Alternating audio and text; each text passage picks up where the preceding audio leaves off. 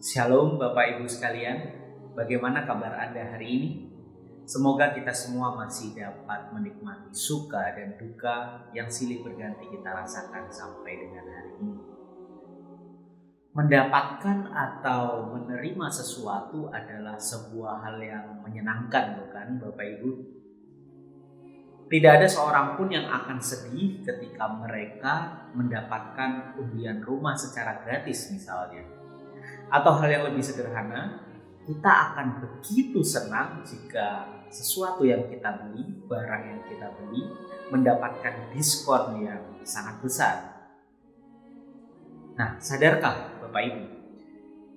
Hal menerima ini seakan-akan menjadi hal yang sangat penting di kehidupan kita sebagai manusia.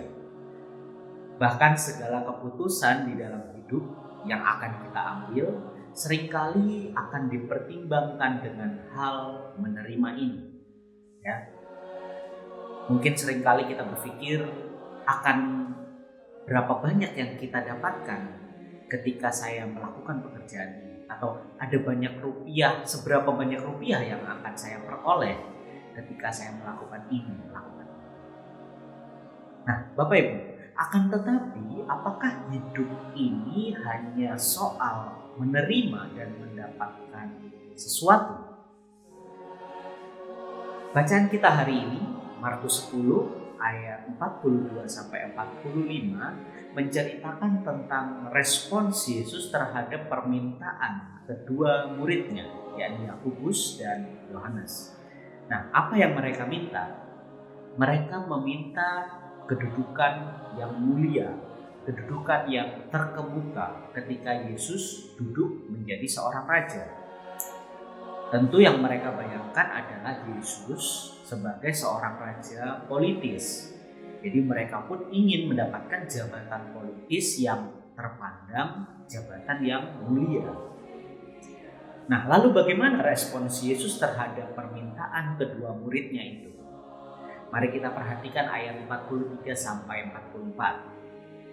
Yesus mengatakan, "Barang siapa ingin menjadi besar di antara kamu, hendaklah ia menjadi pelayanmu. Dan barang siapa ingin menjadi yang terkemuka di antara kamu, hendaklah ia menjadi hamba untuk semuanya." Nah, mengapa demikian? Yesus menjelaskan di ayat berikutnya. Karena anak manusia juga datang bukan untuk dilayani, melainkan untuk melayani dan untuk memberikan nyawanya menjadi tebusan bagi banyak orang. Bapak Ibu, Tuhan Yesus mau mengatakan kepada kedua muridnya bahwa mereka itu dipanggil menjadi murid Yesus bukan untuk menjadi orang yang dilayani, melainkan justru mereka, murid-murid Yesus yang harus melayani. Sama seperti Yesus datang ke dunia untuk melayani seluruh ciptaan melalui karya keselamatannya. Dengan kata lain, Bapak Ibu, Tuhan Yesus mau mengatakan kepada kita bahwa umat percaya itu dipanggil untuk memberi, bukan untuk menerima. Mengapa begitu? Karena kita telah lebih dulu mendapatkan anugerah melalui karya keselamatan Kristus bagi kehidupan kita. Itulah mengapa tugas kita saat ini adalah memberi diri kita seutuhnya bagi Kristus. Lalu pertanyaannya, bagaimana caranya memberikan diri seutuhnya bagi Kristus? Bapak Ibu, kehidupan umat percaya itu seperti sebuah sumur yang dibangun di atas mata air. Sumur itu tidak pernah kekurangan air karena ia berada di atas mata air.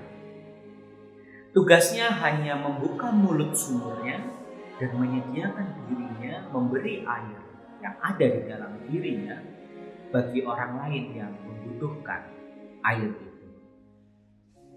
Bapak Ibu, memberi diri tidak bicara mengenai hal-hal yang besar, hal-hal yang spektakuler. Memberikan uang, memberikan mobil, memberikan motor, bukan itu. Memberi diri bukan juga berarti bahwa Anda harus menjadi seorang pendeta atau pelayan Tuhan penuh waktu di sebuah lembaga pelayanan tertentu. Tidak, bukan itu. Memberi diri adalah bahwa kita menghayati diri kita sebagai sarana kasih Allah bagi siapapun. Mulailah memberi diri Anda dengan hal yang sederhana. Misalnya, dengan memberikan senyuman kepada sesama kita, menyapa orang di sekitar kita tanpa menunggu kita disapa terlebih dahulu, atau bahkan mengucapkan terima kasih bagi petugas pompa bensin yang membantu mengisi tangki bensin kita. Mari kita berdoa, meminta Tuhan memampukan kita untuk memberi diri bagi sesama. Ya Tuhan, terima kasih untuk anugerah yang telah Engkau berikan kepada kami. Mampukanlah kami ya Tuhan menghayati anugerah keselamatan itu melalui pemberian diri kami bagi sesama.